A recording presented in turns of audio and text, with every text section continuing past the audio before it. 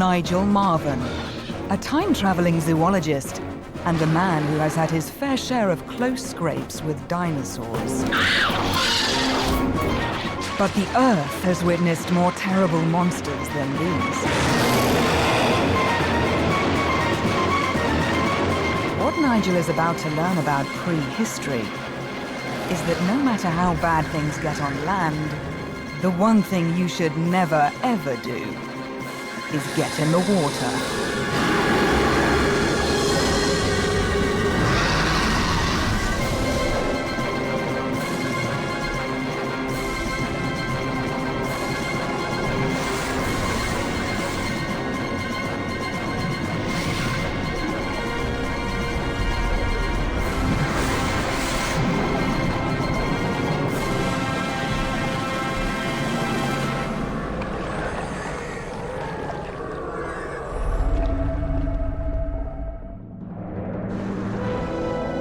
In this latest adventure, Nigel will be traveling back and forth through prehistory to visit 7 different time zones and dive in the 7 deadliest seas ever.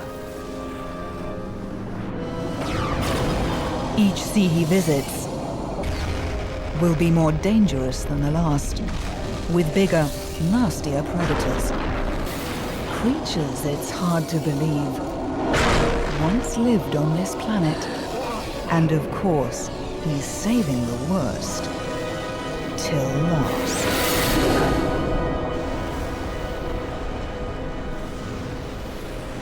Nigel's first stop in this perilous navigation through time is a period called the Ordovician. To get back there from the 21st century, you have to go unbelievably far back in time. Back before the Ice Age, before the first humans. Before even the dinosaurs. The Ordovician is a mind-boggling 450 million years ago, so far back that plants have yet to evolve. It's a world ruled by creepy crawlies and fantastically unsuited to humankind.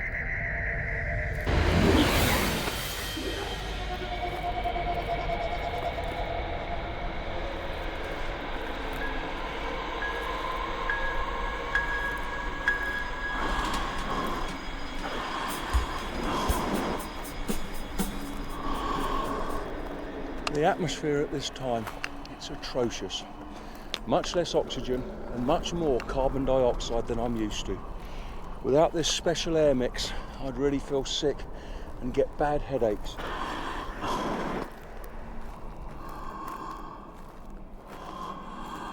Just look around and you can see why the atmosphere is so different. There's no life at all on the land. There's no insects in the air. There's not even worms in the ground. And most crucially of all, there's no plants. There's not a speck of green. So the carbon dioxide in the atmosphere, it's not being absorbed by them, and they're not boosting the atmosphere with oxygen. But it's a different story out there in the sea. There's been life there for hundreds of millions of years. And you can take it from me, evolution has produced some real monsters.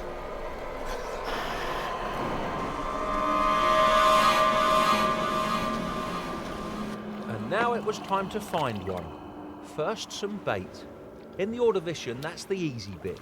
With no land animals to scavenge along the beach, anything the sea spits up just lies here rotting. An armour-plated fish. Now into shallow water to flush out one unpleasant little critter that I was going to be seeing a lot of.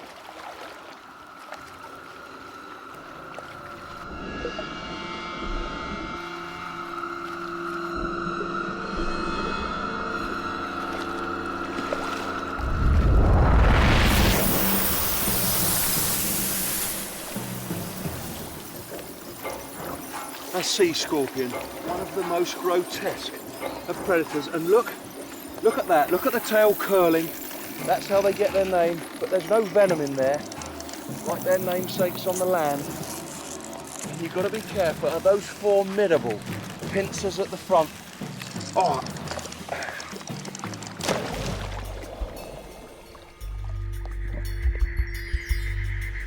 scorpion gave me a graphic demonstration of just how formidable its claws are. It literally shredded the bait at my feet before moving on to bigger prey. Ah!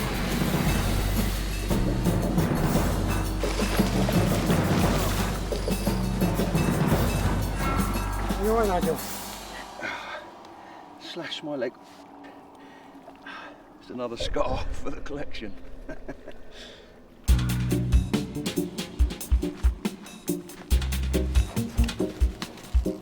As I found out, those sea scorpions are pretty fearsome. But there's much bigger sea monsters out there. The sea scorpions, they're not the top predators. But to see the real big ones, I need a little more than a fish on a stick. I'm going to try with this. It looks a bit like a giant woodlouse, but of course it's a trilobite. There's no relatives of this alive in the 21st century. There's up to 15,000 species. They range in size from a really tiny one, a millimetre in length, to this big one. This is about as big as they get. And I need one like this because I'm going to use this like a fisherman with a fly, and I'm going to try to attract a much bigger catch. And all I need to do is to insert this camera into the carcass, and if you're squeamish, look away now, because what I've got to do is pop out the eye of this trilobite. There we go. Oh.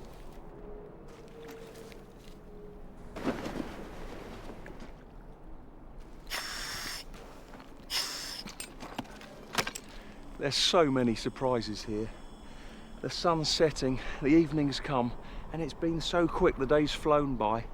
That's because I forgot, in Ordovician times, the Earth's spinning much faster, and that means that it's a 21-hour day, not 24 hours. So a watch like this, it's useless here. And look at that. It's going to be dark very soon, and we can't do anything more today.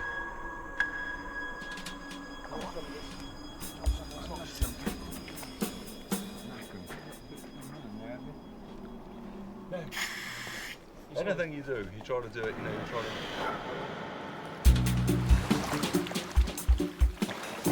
Today, I'm hoping to dive with a sea monster. There's a special air mix in here. If I breathe this Ordovician air at pressure under the water, I'd become unconscious. So this is crucial for me.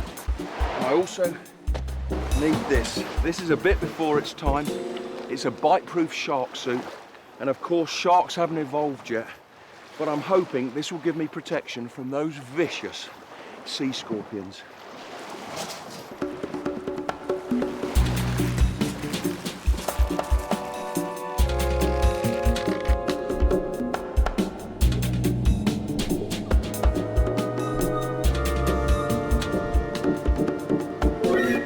I knew the bigger predators would be out in deeper water, so I ventured out into the middle of the bay.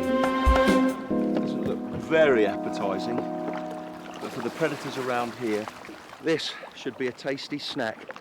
And I'm hoping that camera is going to catch the moment when a monstrous predator tries to snaffle this up.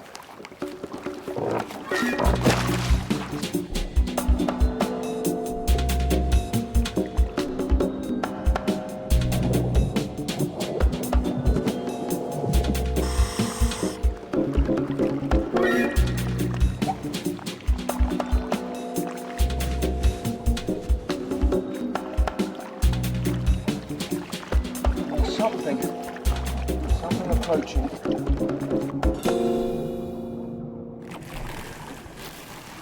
It's a sea scorpion. They obviously like trilobites.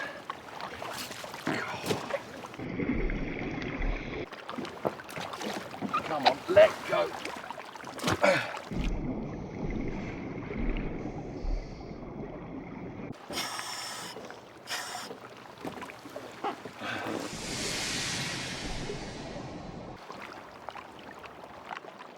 It was late afternoon before I got a decent bite. There's something interesting there, and it is much bigger than a sea scorpion.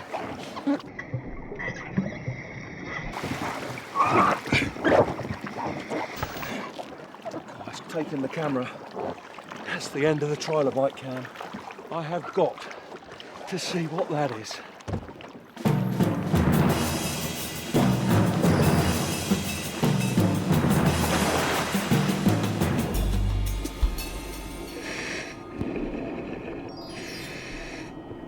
I don't know what's happened here, but if I follow the line, I should be able to find the predator.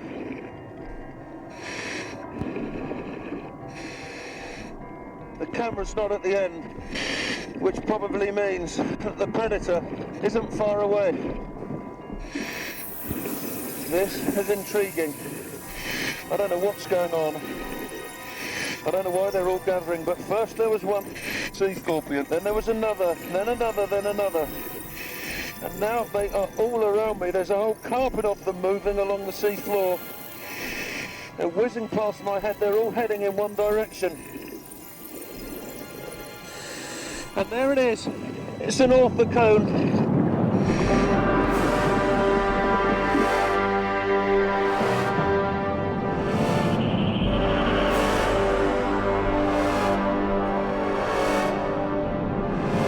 That is the biggest predator that the world has seen up until this time.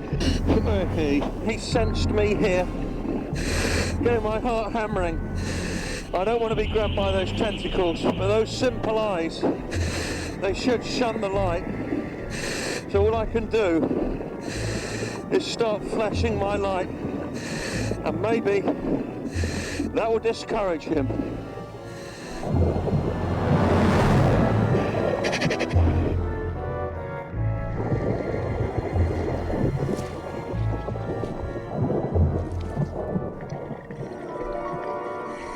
And now he's gone. I can't see where he is. There's still the sea scorpions there.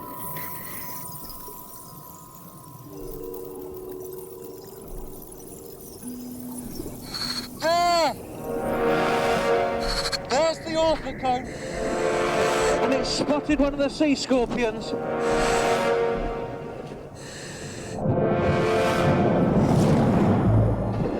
They're dragged back to the mouth where there's a horny beak. Oh, you can hear it. I can actually hear it under the water. Hear the crunching sounds as the sea scorpions are crushed by the beak. These orthocones probably spend a lot of time in deep water. Light doesn't penetrate too well down there, so the eyes don't work very well, and they rely on another sense. They will actually smell out their prey and then crush them to bits. The orthocone, that really is the top predator of Ordovician times. It's not swimming very fast. If I can catch up. There, yes! Right onto the tip of the shell. It's a wonderful texture. And I am hitching a ride on the back of an orthocone. Hey!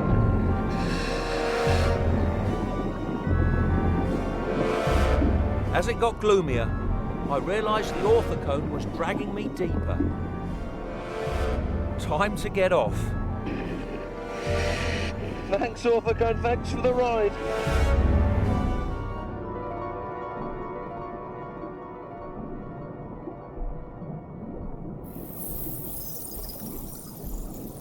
God. Get off!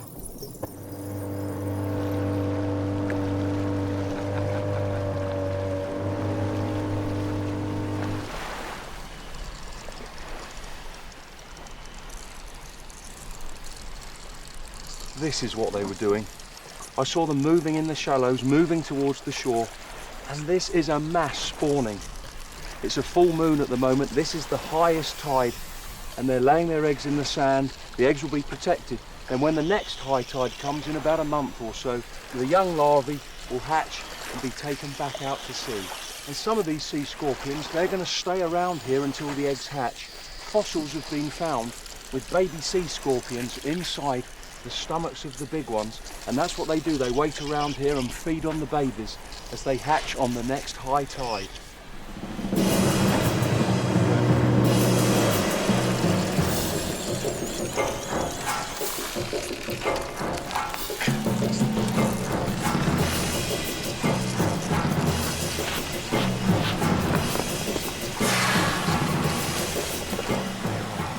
The Ordovician, then, isn't exactly a picnic.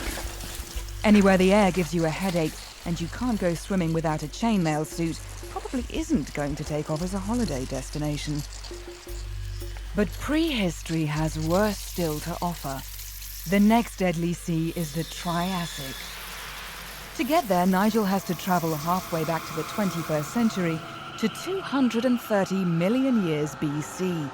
It's a time when reptiles are taking over the oceans and the first dinosaurs are only just appearing.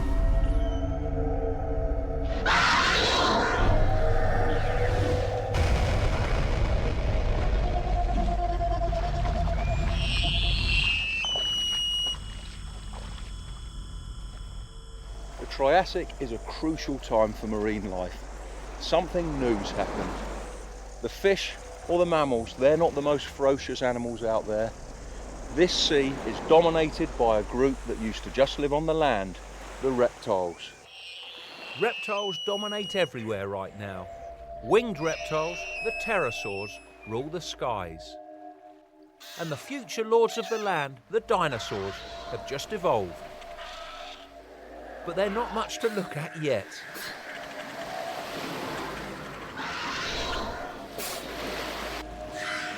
Of course, I was here to explore life in the sea, home to the largest Triassic reptiles of them all. Fortunately, sea reptiles are easy enough to spot because they have to come up for air. My first sighting was a nothosaur. The nothosaurs, they could be a bit nippy, but there's bigger reptiles down there that could easily kill a person. So this is my insurance policy, an electric prod. If they come too close, this should deter them.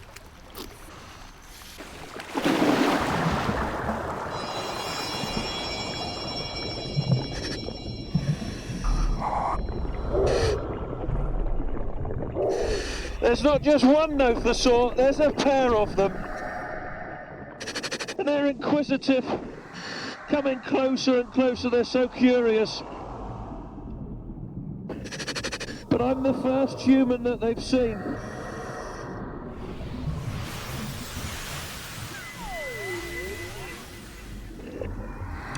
You don't know how they're going to react, and I'm glad I've got this electric prod in case they become just too inquisitive. But at the moment they're just curious, circling around me. They've got a mouthful of teeth like razors, they're interlocking. That would seem to me to be the perfect fish trap, and they certainly move fast enough to catch the fish that are around here. Wow!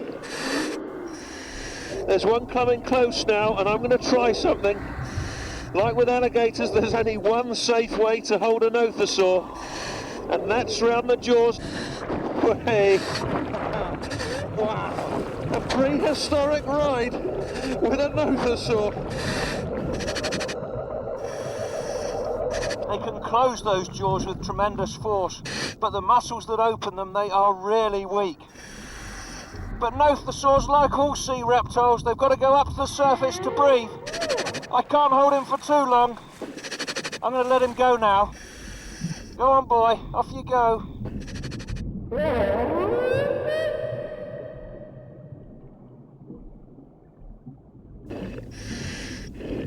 Hiding here, this isn't dangerous, but it's surely one of the most preposterous reptiles ever. Tanystropheus. Great long neck, great long tail, there's hardly any body at all. That long neck is perfect for an ambush predator. And what it probably does is sweep that neck through the water, sweep it through a shoal of fish.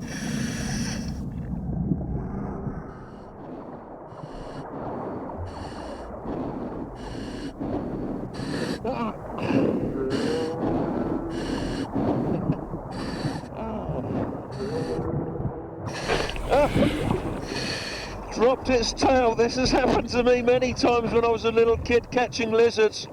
They do this as well. And this is an insurance policy. If they're attacked by a predator, the predator's distracted by the tail and the creature can escape. And like lizards, he'll grow the tail again. And it shouldn't do him much harm. Look, he's swimming away perfectly there. Golly, this tail is spasming so much. I can hardly hold on to it. Wow, where did that come from? I think it's a Symbospondylus, one of that great group of marine reptiles, the ichthyosaurs. He's a primitive member of the group, but they're going to evolve into a whole variety of forms. They'll be around for about another 100 million years. But he's coming a bit too close. And that slow movement, that's deceiving. With one lash of that tail, they can have really great bursts of speed.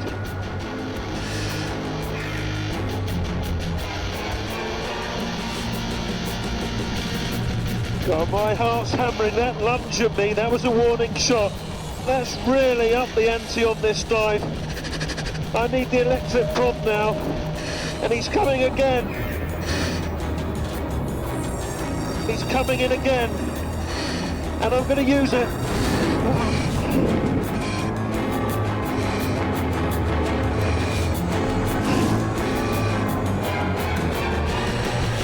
What a spectacular reptile.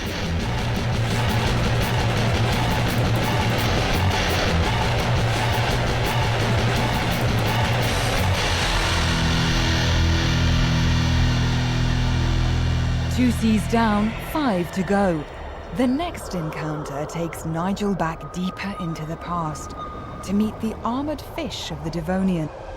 Predators that are quite literally as hard as nails.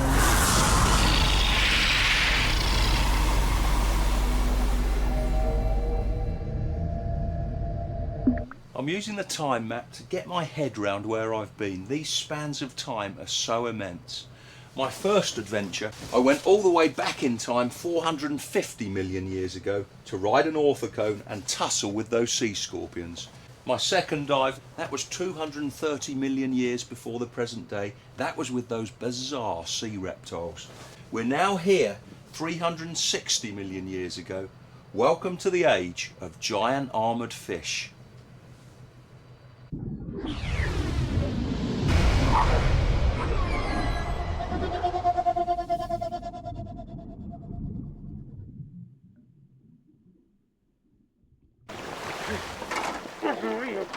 Unbelievable.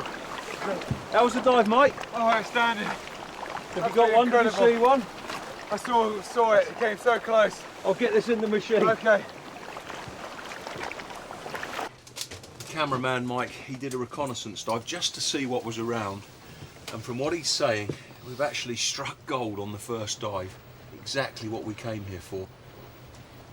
Oh, that's it. Can't be anything else. A Dunkleosteus. Well done, Mike. I mean, what was it like? That's like a real Leviathan there. My heart was in my mouth. It just took my breath away. And that thing is over 30 feet long. Must weigh 4 or 5 tons. That's as much as 2 or 3 elephants. Let's pause it, have a look at this. What a fearsome head. And this shows the classic features of Dunkleosteus. Armour plating on the front of the body, that can be up to 2 inches thick. And look at that mouth. Those aren't teeth, those are extensions of the jawbones. They're for shearing through the prey, and this thing has to punch through other armoured fish. And those jaws are backed up by powerful muscles at the back of the neck there. Look at that. And this is exciting. If this stays around, it's going to be my turn next, and we're going to find out how powerful those jaws actually are. Our plan was to hand feed a Dunkleosteus, and my job was to get the bait.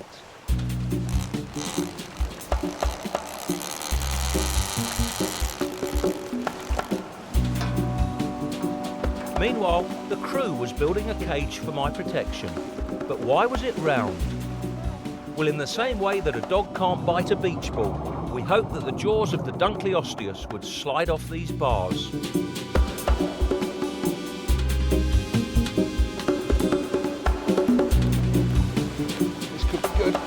That's a big tug. Fortunately for me, there's plenty of life in the sea in the Devonian. Unlike on land, where as yet there are no creatures bigger than a centipede.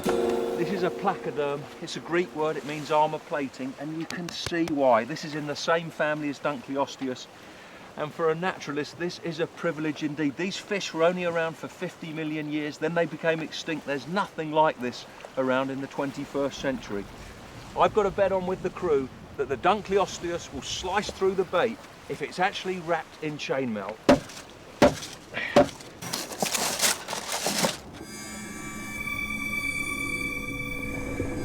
This is where you feel at your most vulnerable, actually swimming into the cage with a great chunk of bait. I'm in now, and it will probably take a few minutes for the trail of smell to bring in the predators, and fingers crossed we'll be able to see Dunkleosteus. Look what's arrived. This must be the most preposterous shark ever. Look at that fin on the back. Scientists call it the ironing board shark, and you can see why. Must be a male, only the males had that bizarre dorsal fin.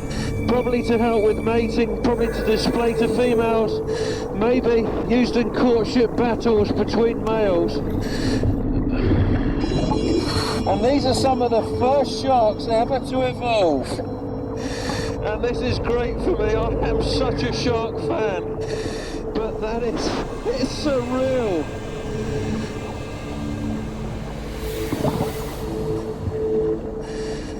He's been spooked by something. It's a Dunkleosteus. It must have smelt the bait. This is what we came for. And it's coming straight towards us. See that really thick protective armour on the head there? Over 2 inches thick. Only the first third of the body's covered with that. Look at that. These fish, they've got these massive jaws with big sharp shears sticking out. And what they do is they slice them together just like scissors working. The very action of slicing them together keeps them sharp. And with that they can cut through anything. Let's see if I can win my bet.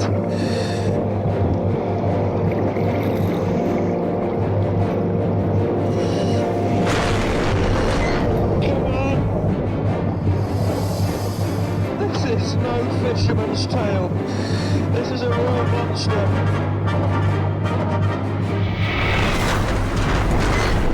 This is getting a little scary now. Okay. This is getting serious. They really run at the coast then. The guys over here, they've been dented. He's coming out again. He's fast this time.